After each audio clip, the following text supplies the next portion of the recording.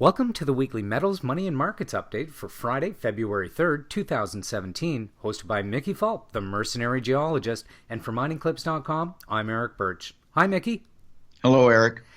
Well, the markets, or the equity markets, they certainly started off in rough shape this week, but precious metals performed very well. The precious metals had another strong week, mainly on the weaker U.S. dollar. Gold closed at an 11-week high at 12.19. Silver was at 17.47.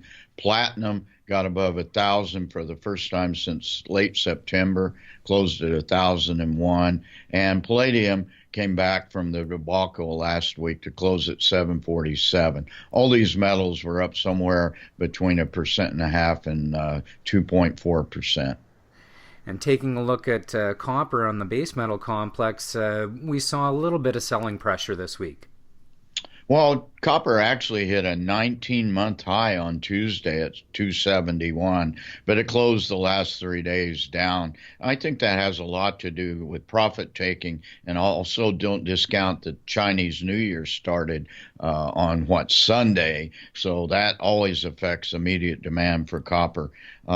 So you add all those in, close at 261, down 2% for the week. On the other hand, this week in the futures market set an all-time record for net long contracts. So that's very bullish for copper going forward. And moving on to energy, both oil and uranium closed up this week.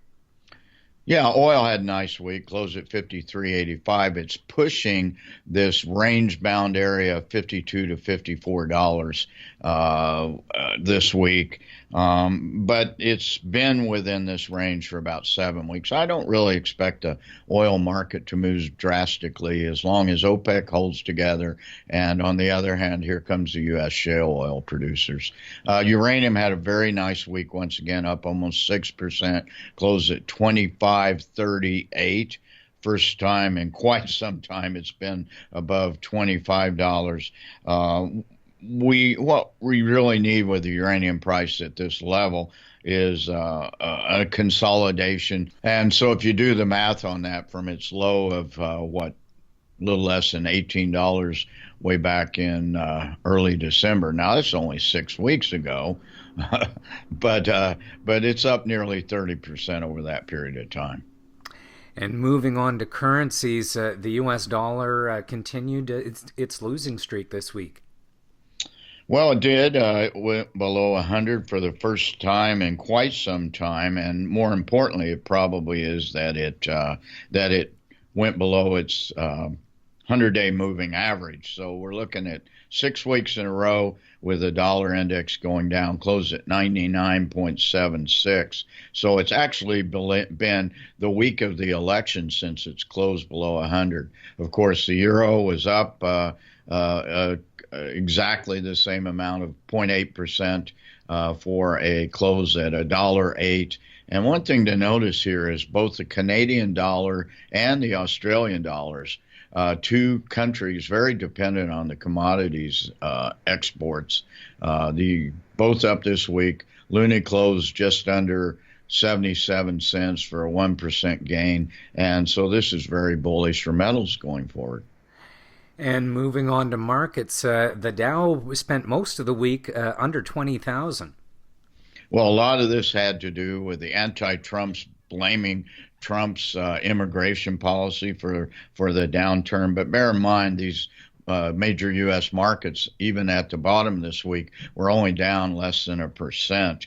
And so they came roaring back today. The Dow closed at 20,071, basically flat, lost a little bit for the week. S&P 500 closed 1 point off its all-time high at 2298. And meanwhile, NASDAQ closed at 5666 for 0.1% gain over the week. And popping up north of the border, the Venture Exchange continued its winning streak this week.